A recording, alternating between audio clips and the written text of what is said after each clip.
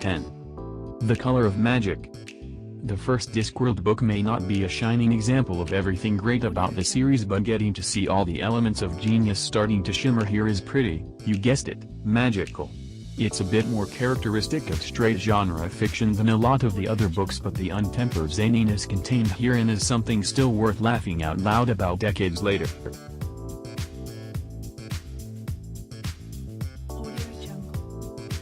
9.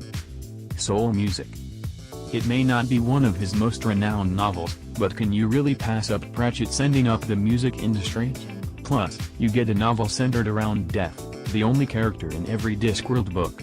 He's the Reaper, certainly, but grimness isn't really his bag. He may be the most reliable character for laughs in the entire canon, so don't fear the Reaper.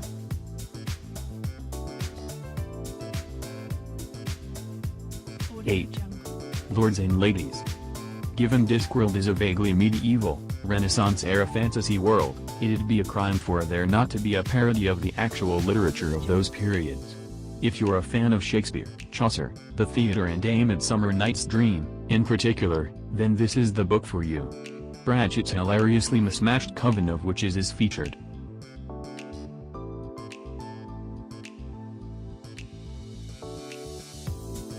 7. Thief of Time. In Discworld, time is something manufactured by the monks of history.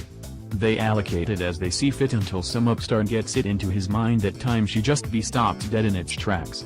There's even more room for philosophical inquiry here than elsewhere within the series.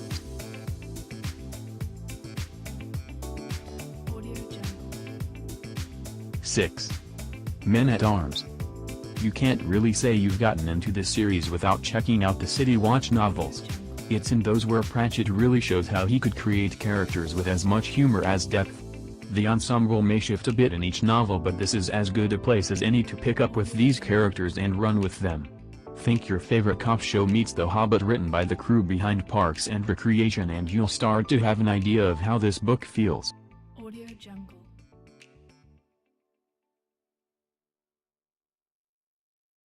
5.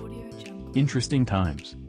Rincewind the Incompetent Wizard is pretty near and dear to most Discworld fans. He's the protagonist of the first 2 novels, and the way his ineptitude somehow doesn't end up destroying him is pretty consistently hysterical. The early novels occasionally sacrificed storylines and characterization for gags, but this latter-day Rincewind novel keeps all the madcap hilarity of his first appearances with strong writing and plotting to match.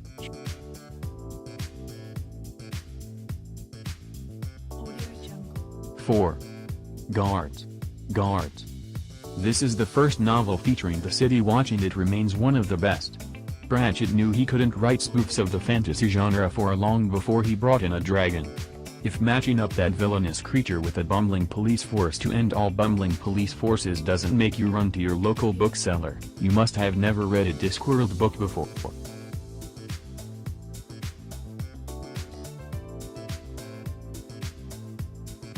3. Wyrd Sisters.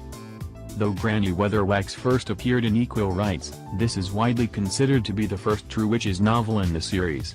Granny Weatherwax is the embittered one, Nanny Ogg is the goofy matron, and Grad Garlic is the young one who has more in common with modern-day, feminist New Agers than she does with any witch more on the Macbeth side of the spectrum.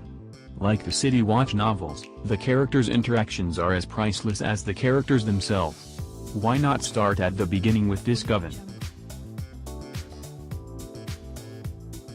2. Small Gods. Even if Discworld is largely made up of multiple story arcs following various sets of characters, one of its best installments is a standalone novel. After writing more than 10 novels and proving his parodic prowess, Pratchett decided to send up the most sacred of sacred cows, religion. He manages to poke fun without being too offensive, and the points he makes are well worth the consideration.